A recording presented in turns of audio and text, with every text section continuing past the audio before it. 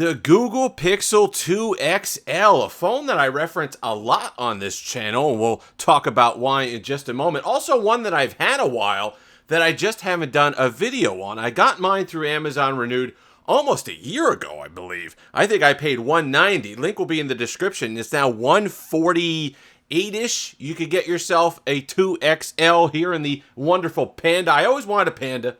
I always said I wanted one. I tried to get one new in box. I wasn't having any luck, so I went to Amazon Renewed. I said, well, heck, if I don't like it, if there's too much damage or something, I'll just return it and get another one. And I lucked out with this one here, and I'm very happy to have a Panda. I didn't do the video on it because of a battery issue that I was having with Android 11, which we'll talk about in a moment. But your 2XL came out October 2017, so almost 5 years at this point. You're looking at a 6-inch, which was considered a phablet at the time, which makes me laugh still to this day. 1440p display, OLED, which still looks absolutely fantastic. Snapdragon 835, 4 gigs of RAM. That still holds up today, which we'll talk about with the performance as well. Not without its issues when it came out.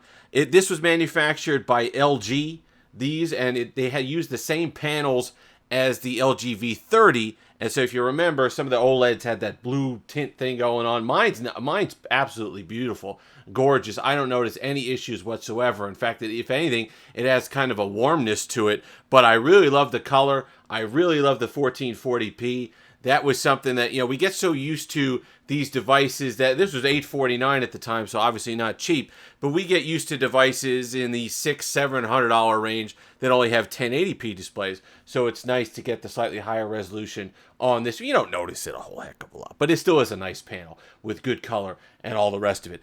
So the reason why I wanted a Pixel 2 XL, the reason why I reference it so much is because of the camera. And we talk about Google Pixel cameras and all the rest of it, but it was really, and the Google Pixel, the original camera is no slouch, but the 2XL was really the one that set itself apart and really stamped Google as having the superior camera with the Pixel, with the computational photography. Because it has that, you see that, I love that. I wish they'd bring that back. The colored power button there. Even on the 3A and the 3, they had the kind of mint one to go with the white phone, and they had that kind of highlighter yellow one to go with the purple. I wish they'd bring that back. I love that pop of that. But you see the single shooter on the back, 12.2 megapixel lens, which is or sensor, which is in the Hall of Fame. It's the one that they used for 100 years, it feels like, but that they perfected, and they got the computational photography locked in for it. But it's just the one lens. Certainly something that at the time when you were looking at camera photography, it was just a given that the photos, for the most part, unless you were in really good light, were going to be soft. Heaven forbid you were in any sort of dark situation or dark lighting. You were having no luck whatsoever, especially with iPhone, especially with Samsung. When you look at those pictures from the S8, when you look at pictures from the iPhone XS back in the day before they kind of worked on iOS to bring some of the photography stuff down to the older models. But this was the one that when you saw the sharpness of those portrait mode photos, when you saw what it was able to do with edge detection and all the stuff that was into that, it was something you said, wow, these are actually becoming devices that you could leave home your DSLR, or maybe not DSLR, but you could leave home those point-and-shoot cameras that we had through the mid-2000s and on up to the 2014, 2015 range, where the phone that you had to carry with you anyway, so you had something in your pocket, could replace the extra piece of technology that you'd have to bring along. And they really did a fantastic job with that. And this is the phone, and this is why we talk about things like competition, how competition's good.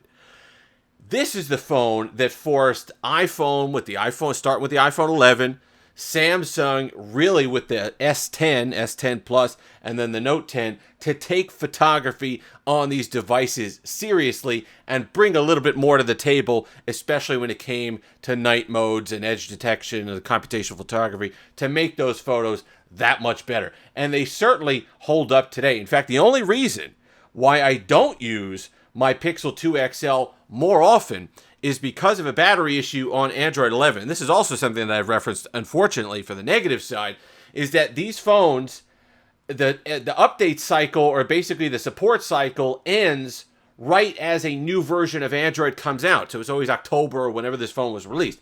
So it got Android 11, but then Google skipped town. The support skipped town. So you didn't have the optimization lock-in that you normally would have through the year on new software. So while Android 10 was no problem, and there's no drain, by the way, I could leave this, see, it's on 67%. We lost 2%, by the way. We started on 69%.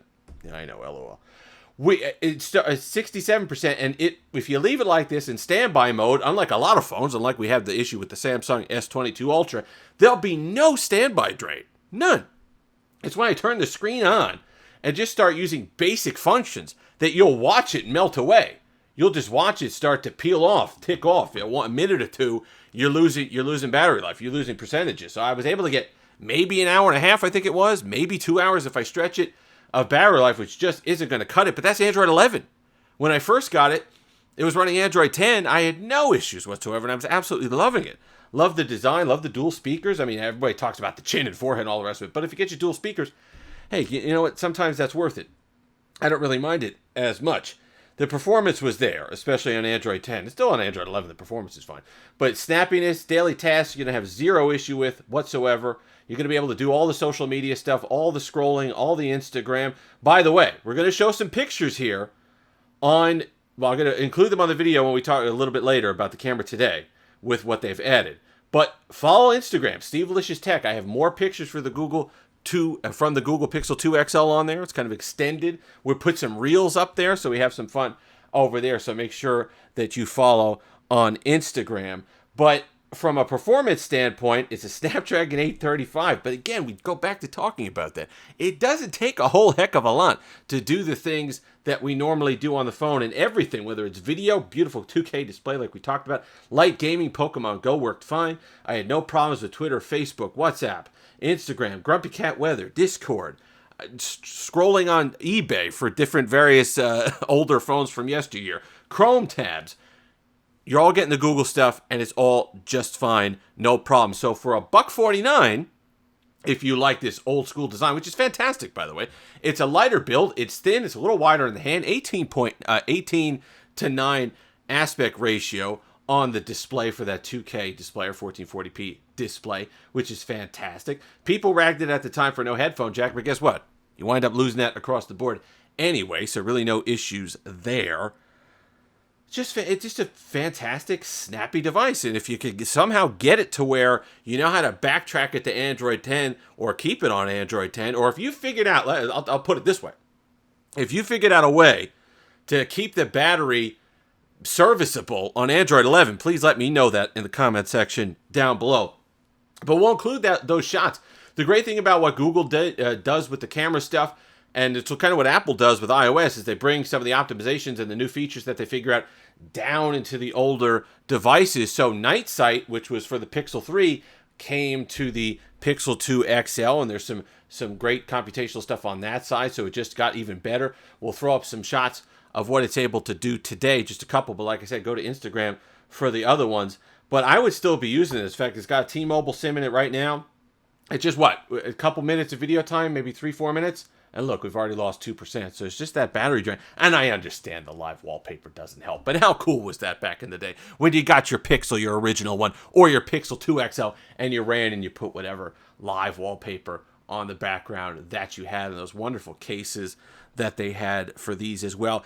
Android 11 and security patches, since it is out of date, you're going on 2 years almost without a security patch, and I get people asking me that all the time. How important is that? Am I walking into an issue with something like this? No, I don't think so. And security patches are only as good as the user at the end of the day. If you click that dumb link, or whatever that text that you get, that fake phantom package that you know you're not getting from UPS, but you click on that text anyway and you input stuff, you're going to get something anyway. I'll tell you this, Android 11 is still supported, which is the good thing, because you're going to get Google Play services updated. You're getting Google Carrier services updated. There was an update when I put a SIM back in this device. The Google Play Store is still going to be updated. The different apps are still going to be updated with their own security protocols that they're put into and updated with. So as long as the infrastructure and the framework around Android and the apps that you're using and the Play Store and all the rest of it are able to be updated, I think for the most part you're okay. It's when you start getting everything's out of date. Android 6, Android 7, stuff that just really is way, way, way out of support, even for apps. Then you might getting headaches. I understand that it's better to have security patches than not have security patches, but understand at the end of the day, like with everything, like with antivirus software, like with all the rest of it, it's only as good as the user. If you've made it this far, like, comment, subscribe, all that fun stuff. Until next time, have that Steve-alicious day.